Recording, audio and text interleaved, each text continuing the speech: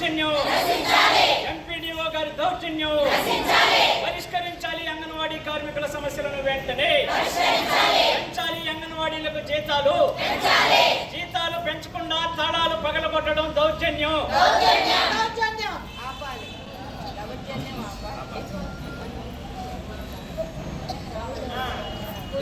తాళాలు పగలగొట్టిన సచివాలయ ఉద్యోగులపై కేసులు పెట్టాలి.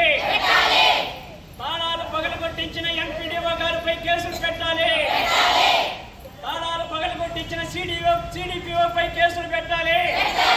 తాళాలు పగలగొట్టించిన ఎంపీడీఓపై కేసులు, అంగన్వాడీ కేంద్రాలను పగలగొట్టడం ఎంపీడీఓ గారి దౌర్జన్యం.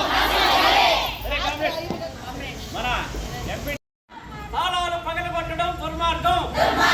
సమ్మె విచ్ఛిన్నం చేయాలనుకోవడం దుర్మార్గం. సెంటర్లకు తాళాలు పగలగొట్టడం ఆపాలి. సెంటర్ల తాళాలు పగలగొట్టడం ఆపాలి.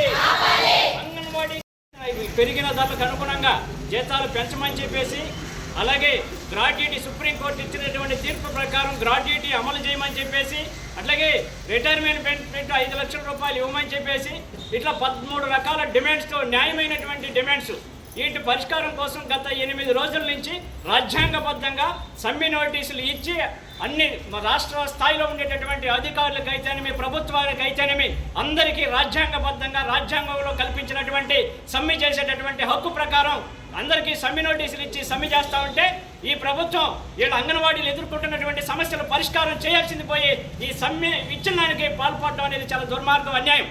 అట్లా అన్ని రాష్ట్రంలో మొత్తం ఒక ఎత్తుగా ఉంటే, మన ఎంగడగిరిలో మన ఎంపీడీఓ గారు చాలా ఉధృతంగా ఇక్కడ మొత్తం రూరల్ ప్రాంతంలో కానీ టౌన్ ప్రాంతంలో కానీ తిరిగి మరి ఈ యొక్క వాళ్ళకి ఆ విధమైనటువంటి డైరెక్షన్ ఇచ్చి తాళాలు పగలగొట్టడం, వేసిన పగలగొట్టిన తాళాలు వాళ్ళ తాళాలు వేశారు. ఆ తాళాలు ఎవరు తాళాలు పగలగొట్టారో వాళ్ళ మీద కేసులు ఈరోజే నమోదు చేస్తున్నాము. తర్వాత మన ఎంపీడీఓ గారి మీద మన సచివాలయ ఉద్యోగస్తులు మమ్మల్ని ఎంపీడీఓ మేడం గారు పంపించారు. మమ్మల్ని తాళాలు పగలగొట్టమన్నారు.